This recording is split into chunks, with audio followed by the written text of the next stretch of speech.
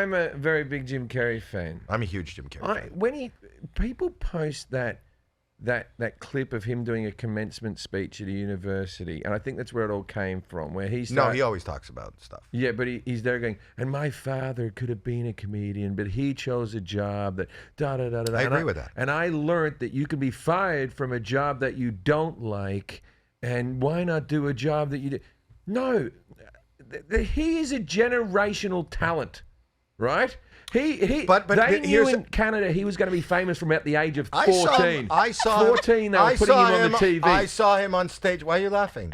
This whole podcast is just you guys disagreeing and arguing with each other. We're not arguing. I love the guy. We like I know, but I just don't yuck on our yum. Your yum is disagreeing. This is our yum. I disagree with you though. I knew him. I was there when he started. Okay, no. And so generational talent. So someone you could compare Jerry Lewis maybe to him, but really, no, I think he's better than Jerry Lewis ever was. He's on his own island of talent, right? Mm-hmm. And he's there telling people never give up. Well, it's easy for you. You're fucking Jim Carrey. It wasn't easy for him. Do you know his background? Do you know that his father lost the job and they were living in a trailer and the whole family was cleaning offices all night? Yeah, but I mean, it's easy for him when he became an adult to go to a job. I don't know if his childhood was bad or anything like that. That's a different argument altogether. I'm saying talent-wise, how many people in this industry, just in entertainment, and you do this as an occupation on a panel, do you have to say, you shouldn't do this job anymore? You're on America's Got Talent. There are people who come out. Jim Carrey is telling those people to never give up. No, and plenty of them should give up. Am I right? Plenty of them should give up. I don't agree with you. You don't think they... No, I don't think so. Everyone should keep trucking? If it's what you truly believe that you want to do, I believe, I always tell people, I believe in the word yes. Mm-hmm. And if there's something that you want to do, and don't do it because you think it's good or somebody else thinks it's good, do it because you think it's good. I think you got to keep doing it. And the people who don't make it are the people that give up. And Jim Carrey is a great example. Jim Carrey came out, he can do it, he does amazing impressions. And he probably would have made a living doing impressions. He probably would have gotten a room in Vegas doing impressions. He wasn't the standout in Living Color until he decided, you know what my yum is?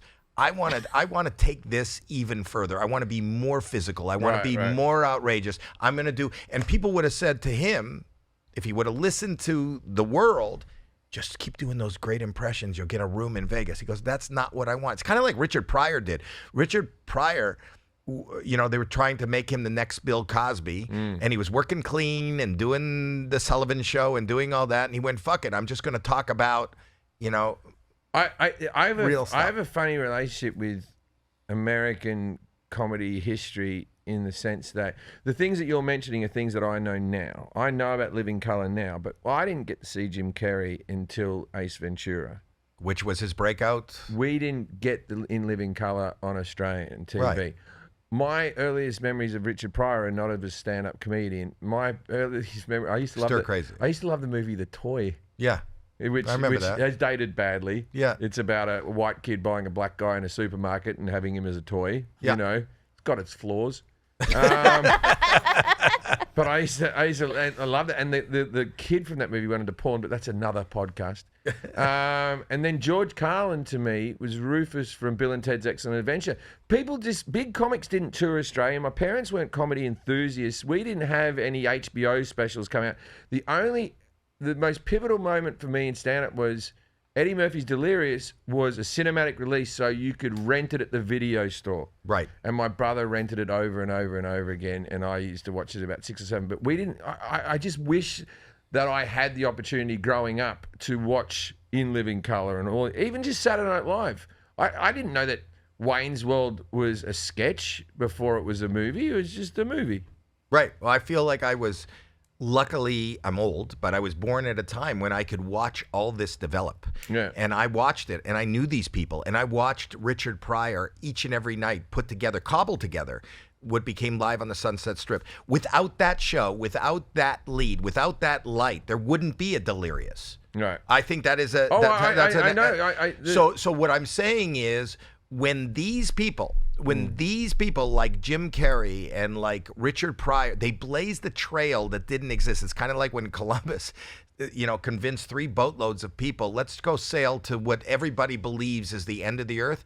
Just do it. Don't give up. And he could have fallen off the edge of the earth, but no, he found, this is why we're here today. He was lost and he found this. But what I'm saying is, and Jim, I know Jim intimately, I know him. I actually talked to him like a week ago and had lunch with him.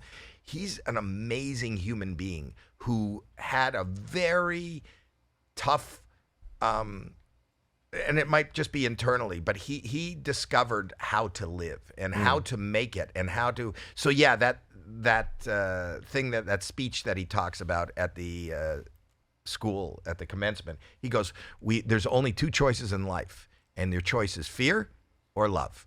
There's a reason most people choose fear to make the stronger thing. This is why I'm not going to do this. I have to have a job. And you, as a kid from Australia who came up in probably a middle class, you didn't know anybody in show business. Working class. Working class. Lower working the class, fact that you are doing what you're doing today and sitting here and you have a roof over your head and you're world renowned and you're playing Croatia is because you didn't give up, because this is a stupid idea. It really is. The pursuit of what you have is a dumb idea in our cultural pantheon. In everybody would think when you were going to school, and even when you were taking musical theater, I'm going to be a comedian. I'm going to be a world-renowned. I never thought I'd be a world-renowned one. I never. That was. And you know why you're world-renowned? I never set my sights on that. Because you don't give up.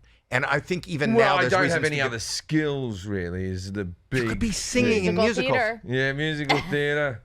Well, there's not much musical theatre jobs that left for like my age. Who hasn't done? I could do Mr. Cellophane in Chicago. That job's always waiting. Or I could be the mum in Hairspray. They're the 2 gigs I've got left that I could possibly get. But you could be in sales. You could have a job. You could be working in a cubicle. I was in sales. I wasn't bad at sales. Sales was all right. You could make a living and pay your rent. Yeah. You don't want to do that. You'd be miserable. But we just said we're miserable anyway. Look at us 2, man. Living our dreams. You're doing a podcast with your daughter. Life doesn't get much better than that. In this moment, I'm having a good time. It doesn't get much better than that. Are you kidding me?